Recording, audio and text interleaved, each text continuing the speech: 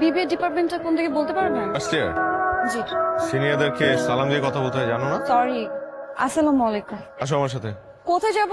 TV department. আপনি কি ইউনিভার্সিটিতে পড়েন? হ্যাঁ, সিসি ডিপার্টমেন্টে। আচ্ছা, তোমার ফার্স্ট ডে না?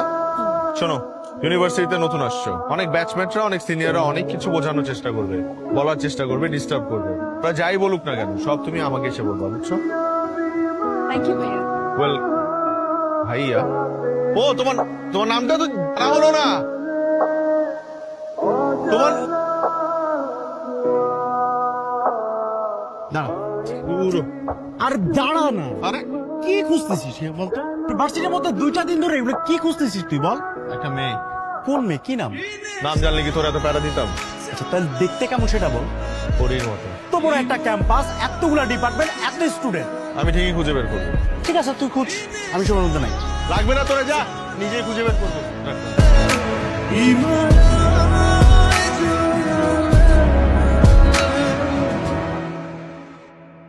আরে ভাইয়া, ভাই আসসালামু আলাইকুম। ওয়ালাইকুম সালাম, কেমন আছো? ভালো আছে, আপনি কেমন আছেন? ভালো ভালো ভালো। ঠিক আছে, আসি। কোথায় যাচ্ছ? এইদিকে আমার বাসায়। ও, আমিও তো এদিকে যাচ্ছি, আমার বাসায়, চলো। কিন্তু আপনি না এদিক থেকে ওইদিকে যাচ্ছিলেন, আর ওদিক থেকে এদিকে যাবেন? না না, আমি এদিক দিয়ে না তো, আমি ওদিক থেকে এদিকে যাচ্ছিলাম। তোমার হয়তো বা ভুল হচ্ছে। চলো তাহলে, তোমাকে রিক্সা করে দিই। তোমার ক্লাস কেমন চলছে? ভার্সিটি কেমন লাগছে? কোনো সমস্যা হচ্ছে না তো? কেউ ডিস্টার্ব করছে না তো? এটাই আমার বাসা। তাহলে আমি এগিয়ে দিই। আর কি, আসি। তাই মেয়ে, তোমার নামটা তো আজকেও জানা হলো না। তোমার নামটা কি? আমি আবারও মেয়েটার নাম জানতে পারলাম না। নিজেকে নিজের গালি দিতে ইচ্ছে করছে। পরপর 2 দিন দেখা হলো, তাও নাম জানা হলো না। এরকম কাঠামি কেউ করে? কিন্তু ওর চোখ দেখলে আমি কেমন যেন থমকে যাই। আমারই মা কি দোষ? সেরকম মায়া ভরা চোখ তো আমি এর আগে কখনো দেখিনি।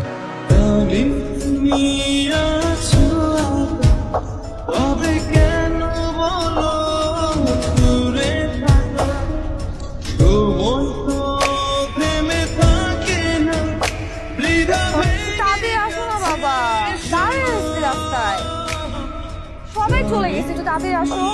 আমি একদম ইউনিভার্সিটির সামনেই আছি, রাস্তায়। আচ্ছা ঠিক আছে। কি ব্যাপার, এত রাতে তুমি এখনো বাসা যাও নাই? না, আজকে একটু লেট হয়ে গেল, ফ্রেন্ডের সাথে আড্ডা দিচ্ছিলাম লাইব্রেরিতে। আচ্ছা চলো, তোমাকে বাসায় নামাই দিয়ে আসি। আপনি কি আজকে আমার বাসার দিকে যাচ্ছেন? আজকে আমি তোমার সালাম কই? সালাম দাও নাই তুমি আমাকে। আসসালামু আলাইকুম ভাইয়া। কিছু কিছু মানুষের মুখে ভাইয়া শুনতে একদমই ভালো লাগে না। বাবা চলে আসছে। বাবা, হ্যাঁ, কি অবস্থা? ইনি হচ্ছেন আমাদের ক্যাম্পাসের সিনিয়র বড় ভাই। আচ্ছা আচ্ছা। Hello sir, how are you gentleman? আসসালামু আলাইকুম। I am fine, thank you. Okay, পড়াশোনা শেষ করো, পরে বিসিএস করো, গভর্নমেন্ট জব করো, লাইফ ইজ সেটেল। আমাদের ফ্যামিলির মোটামুটি সবাই গভর্নমেন্ট জব করে। আচ্ছা, ভালো। ইনফ্যাক্ট আমিও সামিয়াকে কোনো গভর্নমেন্ট জব হোল্ডারের কাছে। বাবা হয়েছে না, থাক, আমরা যাই। ও শিওর, হ্যাঁ। তুই নাকি ইউনিভার্সিটির ইন্টারভিউটা দাস না? কিন্তু আমি সিদ্ধান্ত নিয়েছি আমি প্রাইভেট জব করব না, বিসিএস দিব, সরকারি চাকরি করব। আপনার সাথে তো ওই দিনের পর থেকে আর দেখা হয়নি, তাই ভাবলাম আপনার হয়তো পড়াশোনা শেষ, নতুন কোনো জবও নিয়েছেন। আপনার না প্রাইভেট জব করার ইচ্ছা ছিল, কিন্তু এখন চিন্তা করে দেখলাম সরকারি চাকরিটাই বেস্ট আমার জন্য। আপনি আবার আমার বাবার কথা সরকারি চাকরির জন্য অ্যাপ্লাই করছেন না তো? সরকারি চাকরি কিন্তু হ্যাভি টাফ। আমার বাবাও চায় আমি যাতে সরকারি চাকরির জন্য ট্রাই, কিন্তু আমি কাম ধরেছি, আমার দ্বারা এসব হবে না। কেন? তোমার দ্বারা কি হবে?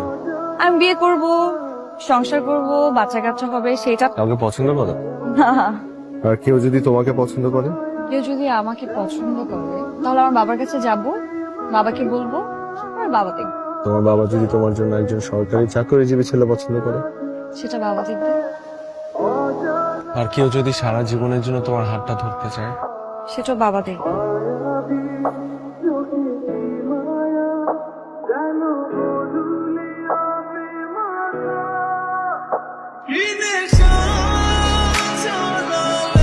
আপনি মনে হয় সামিয়ার ফ্রেন্ড? জি ভাইয়া।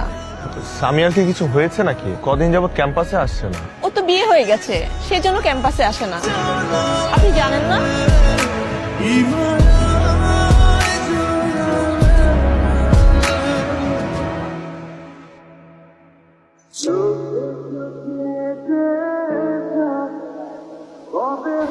বিদায় নেওয়া তো হলো না।